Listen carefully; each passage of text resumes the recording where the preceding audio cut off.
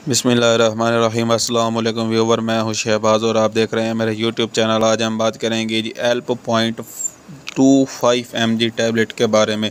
यानी कि पहले हमने बात की थी जी Help.5 में, अब हम बात करेंगे 0.25 के बारे में। यानी कि लो पोटेंसी जो नींद के लिए टैबलेट है, ये कौन सी है? ये है जी Help.25।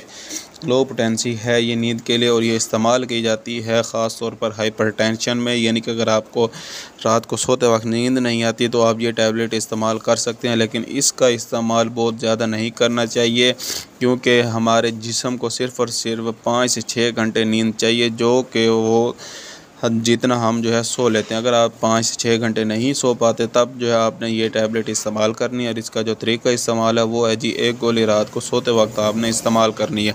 अगर आप हमारे चैनल पर नए हैं, पहली बार आए हैं, तो आपसे रिक्वेस्ट है कि हमारे चैनल को सब्सक्राइब करें और साथ में बेल आइकन को प्रेस लाजमी करें। मिलते हैं अगले वीडियो में, अब तक के लिए हमें इजाज़त दें। अल्लाह हाफिज़।